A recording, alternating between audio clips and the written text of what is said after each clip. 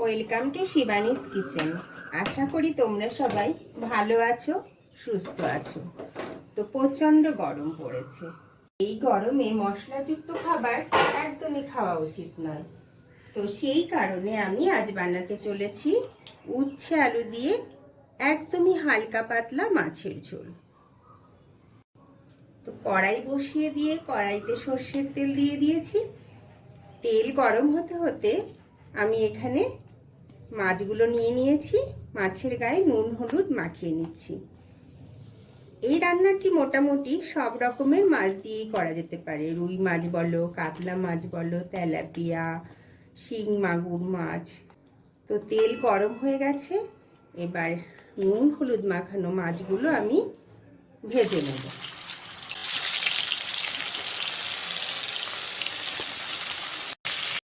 মাছগুলো তেলের মধ্যে একটু ভালো করে ভেজে নিতে হবে।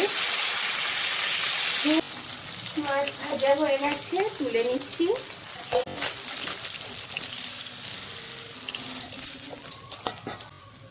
এই তেলের মধ্যেই আমি দেখো এইভাবে আলু আর এভাবে উচ্ছে কেটে নিয়েছি।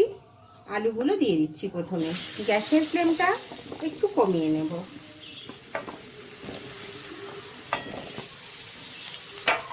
একটু নুন দিয়ে দিলাম। আলুর সঙ্গে নুনটা মিশিয়ে একটু ভেজে নেব। এবার গ্যাসের ফ্লেমটা আবার বাড়িয়ে দিলাম। ঢাকনা বন্ধ করে আলুটা আমি ভেজে নিচ্ছি। মাঝে মাঝে ঢাকনা তুলে আলুটা নেড়ে দেব। দেখো আলুটা কিন্তু প্রায় ভাজা হয়ে গেছে। এর থেকে বেশি কড়া করে ভাজবো না। গ্যাসের ফ্লেমটা একটু কমিয়ে দিলাম। দিয়ে দিচ্ছি 1 চামচের মতো নুন আর হাফ চামচের মতো হলুদ। রান্নাটিতে কিন্তু একদমই মশলা পড়বে না। নুন হলুদ একটু আলুর সঙ্গে ভালো করে মিলিয়ে নিলাম। এবার দিয়ে দেব বেশ কিছুটা জল। দিয়ে দিচ্ছি 3-4টে কাঁচা লঙ্কা চিড়ে। ঢেকে দিচ্ছি। ঝোলটা একটু ফুটে উঠতে দেব। ঝোলটা ফুটে উঠেছে। এবার কেটে রাখা উচ্ছেগুলো এই ঝোলের মধ্যেই দিয়ে দেব। তোমরা হয়তো ভাবছো এভাবে ঝোলের মধ্যে উচ্ছে দিলে খুব বেশি তিতো হয়ে যাবে। আসলে ব্যাপারটা তা নয়। এভাবে ঝোলের মধ্যে উচ্ছে দিলে তিতোটা অনেকটা কম হয়। তাছাড়া উচ্ছের কালারটা দেখবি কত সুন্দর আসে, আর সিদ্ধও খুব ভালো হয়। এবার আবার ঢেকে দেব। 4-5 মিনিট হতে দেব। 4-5 মিনিট তো হয়ে গেল। দেখি দেখো আলু উচ্ছে সব ভালো করে সিদ্ধ হয়ে গেছে।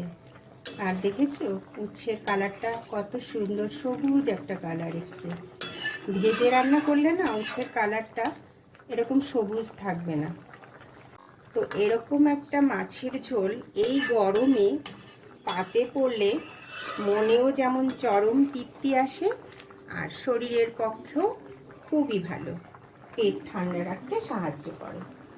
বন্ধুরা, আমার রান্না করার পদ্ধতি যদি তোমাদের ভালো লেগে থাকে, লাইক, শেয়ার অ্যান্ড কমেন্টস করে জানাতে ভুলো না কিন্তু। আর আমার চ্যানেলের নতুন বন্ধুরা চ্যানেলটি সাবস্ক্রাইব করে পাশে থাকা বেল আইকনটি প্রেস করে দিও, যাতে করে আমার রান্নার প্রথম নোটিফিকেশন তুমিই পেতে পারো। তো কথা বলতে বলতে ভাজা মাছগুলো ঝোলের মধ্যে দিয়ে দিলাম। 2-3 মিনিটের মতো একটু ফুটে উঠতে দেব, যাতে করে এই যে মাছের ঝোলটা ভালো করে মাছের মধ্যে ঢুকতে পারে। আবার ঢেকে দিচ্ছি 2 মিনিটের জন্য।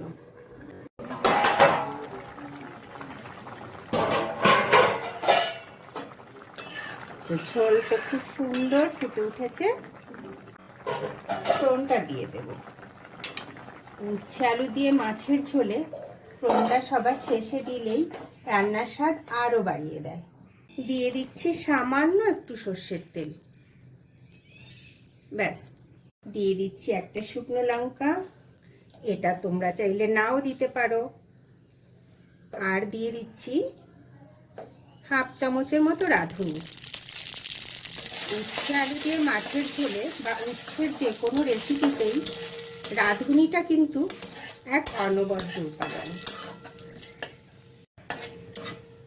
এটাই রান্নার টেস্ট 100-এ পুরো 100% করবে।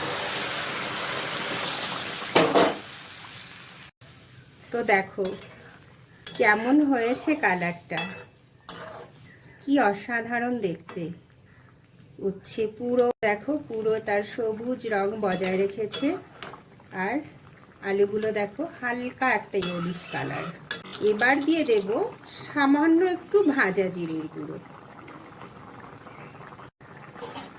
আমার রান্না কিন্তু একদম রেডি, আর কোনো কিছুই এর মধ্যে দেবার দরকার নেই। এরকমই পাতলা হবে ঝোলটা। গ্যাসের ফ্লেম বন্ধ করে দিচ্ছি।